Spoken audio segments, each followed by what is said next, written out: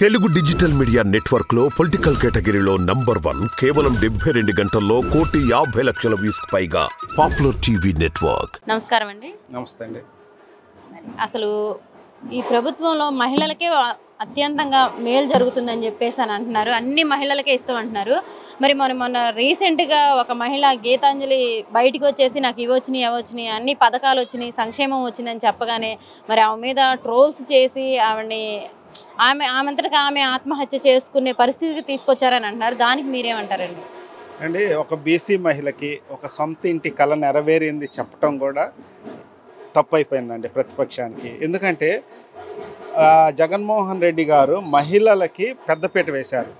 దాదాపు కార్పొరేషన్ల చైర్మన్లకు ఇచ్చారు, డైరెక్టర్లకు ఇచ్చారు. అసలు ఏదైనా సరే ఏ పథకానికైనా ఫస్ట్ మహిళలే. ఒక మైనారిటీ మహిళని మండలికి ఉప చైర్పర్సన్గా చేశారు. అలాగే మంత్రులకు కానీ అంతా మహిళలకి పెద్దపీట వేశారు.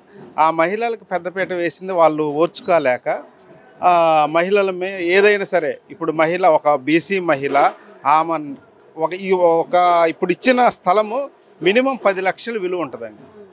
ఒక సామాన్యులు 10 లక్షలు విలువ కలిగిన స్థలం కొనాలంటే కొన్ని సంవత్సరాలు వాళ్ళు ఇచ్చేయాలి. అలాంటి కళ నెరవేరిందని ఆమె యాంగ్జైటీకి చెప్తే దాన్ని వీళ్ళు తప్పుగా ఆమె చనిపోయే వరకు ట్రోల్ చేసి ఇచ్చేసిన చాలా అన్యాయం. మరి అంతేకాకుండా అసలు మేమైతే ఏం చేయలేదు, ఇప్పుడు ఎలక్షన్స్ దగ్గరకు వస్తునేసరికి వీళ్ళే శవరాజకీయాలు చేస్తున్నారు అని చెప్పేసి అంటున్నారు కదండి. ఏంటి శవరాజకీయాలు చేసేది? చంద్రబాబు నాయుడు గారండి. చంద్రబాబు నాయుడు గారు చేసిన శవరాజకీయాలు ఎప్పటి నుండో శవరాజకీయాలు.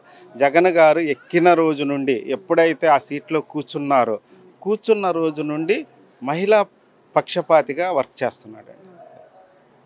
అసలు ఇవే మరి జనసేననేమో వీర మహిళలు అంటారు, మహిళలకి పెద్దపీట వేస్తాం మా పార్టీలో అని అంటారు. మరి టీడీపీ వచ్చేసరికల్లే మహిళలకే మేము మేలు చేస్తాం, అందులోని బీసీలు ఎస్సీ ఎస్టీ మైనారిటీ వర్గాలకు కూడా ఏదైనా మేలు జరిగిందంటే మా పార్టీలోనే అంటారు. మరి అలాంటి పార్టీలోంచి వాళ్ళ అఫీషియల్ ఐడిలో నుంచి ఇలాంటి ట్రోల్స్ ఇవన్నీ వచ్చినాయి. మరి వాళ్ళ మీద ఎలాంటి యాక్షన్ తీసుకుంటే బాగుంటుంది అంటారు? ఏమండి, అది మంచి గట్టిగా యాక్షన్ తీసుకోవాలండి. ఇది ఎప్పటికీ ఇంకా ఫ్యూచర్లో కూడా జరగకుండా వాళ్ళని కఠినంగా శిక్షించాలి. ఎందుకంటే ఒక మహిళ మీద ఇలా మానసికంగా వేదన చేసి వాళ్ళని ఇబ్బంది పెట్టడం అనేది చాలామంది మహిళల మీద కూడా చేశారు. తెలుగుదేశం వాళ్ళు గవర్నమెంట్లో ఉన్నప్పుడు చేశారు, ప్రతిపక్షంలో ఉన్నప్పుడు ఈ ట్రోల్స్ చేశారు. అంటే వాళ్ళందరి పేర్లు ఇప్పుడు అప్రస్తుతము. కానీ చాలామందిని వాళ్ళు టార్గెట్ చేసి మానసికంగా ఇబ్బంది పెట్టి మహిళలను అభివృద్ధి చేసింది అయితే జగన్మోహన్ రెడ్డి గారేనండి. ప్రతి ఒక్కటి వాళ్ళకి అన్ని విధాలుగా మహిళల్ని ముందుంచింది మాత్రం జగన్మోహన్ రెడ్డి గారు. మరి మొన్న పవన్ కళ్యాణ్ గారు పిఠాపురం నుంచి నేను పోటీ చేస్తున్నానని చెప్పేసి ఆయనంతటికి ఆయనే ప్రకటించుకున్నారు. మరి దానివల్ల పిఠాపురంలో 2 వర్గాల మధ్య బగ్గుమంటున్నట్టు తెలుస్తుంది, వారు నడుస్తుందని తెలుస్తుంది. దానికి ఏం చెప్తారండి? అంటే పిఠాపురం కాదు, ఎక్కడ కూడా అతను గెలవలేడండి. ఎందుకనంటే కాపు సామాజిక వర్గమే నమ్మలేకపోతున్నారు, సొంత సామాజిక వర్గం. అలాంటి పరిస్థితుల్లో ఇప్పుడు చంద్రబాబు నాయుడు ఉన్నాడు, వాళ్ళ సామాజిక వర్గం వాళ్ళు అతనికి వెన్నుదన్నుగా ఉన్నారు, ఫైనాన్షియల్గా కానీ రాజకీయంగా కానీ అన్ని విషయాల్లో. కానీ ఈయన్ని పవన్ కళ్యాణ్ని వాళ్ళు నమ్మే స్థితిలో లేరు. ఎందుకనంటే 14లో ఆయన సపోర్ట్ చేశాడు, మళ్ళీ 19లో వేరే కాదన్నాడు.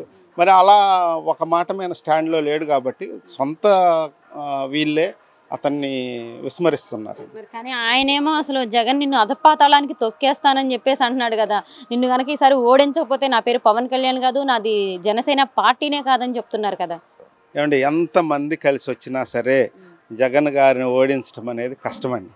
ఎందుకనంటే అసలు బీజేపీకే 0.6% ఓటు శాతం ఉన్న బీజేపీని 40% ఉన్న తెలుగుదేశం వెళ్ళి కలిసింది, వాళ్ళ కాళ్ళ మీద పడ్డారు అని అంటే ఇద్దరినే ఎందుకనేది అర్థమైపోద్ది.